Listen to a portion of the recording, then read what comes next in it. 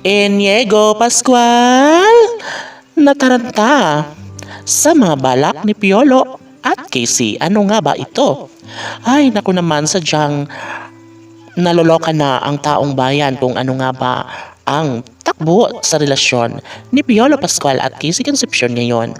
Ngunit dito nila umano napapatunayan sa pagkikita ni Christina at Papa P at tila mayroon pa rin namang pag-iibigang nararamdaman sa isa't isa.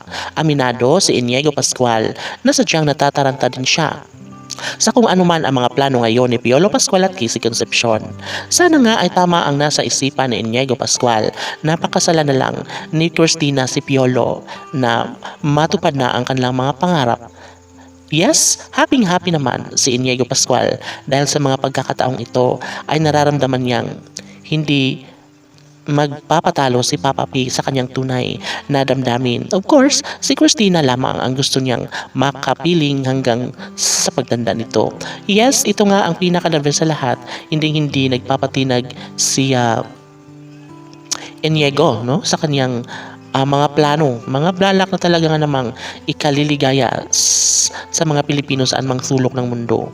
Aminado si Inigo Pascual na talagang kung sila na nga ang magkakatuluyan ay wala na siyang mahihiling pa dahil ang kaligayahan ng kanyang ama ay walang iba kundi si Christina lamang. Kaya nararapat lang din na pagdating ng tamang pagkakataon ay sila na muli at sana'y hindi mawawala ng pag-asa ang taong bayan dahil alam nila na sadyang patuloy pa rin naman si Piolo Pascual sa kanyang hangarin kay Casey Concepcion na siyang ikinatutuwa ni Inigo Pascual at ng taong bayan. Of course, ito ay isang kahina-hinala sa ngayon sapagkat hindi pa rin naman na pagsigawan ni Christina sa publiko kung ano nga ba ang takbo ng kanilang relasyon. Nais lamang na ibahagi ni Inigo Pascual ang lahat ng mga magagandang nagawa ngayon sa relasyon ni Papa P at Christina.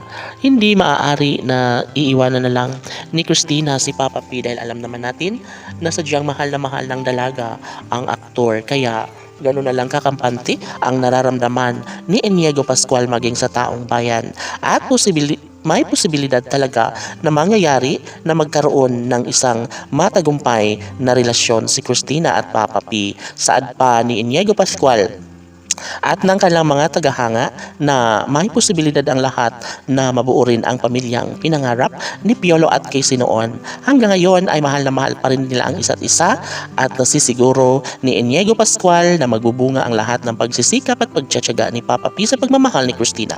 KCPG Fanatics, laban!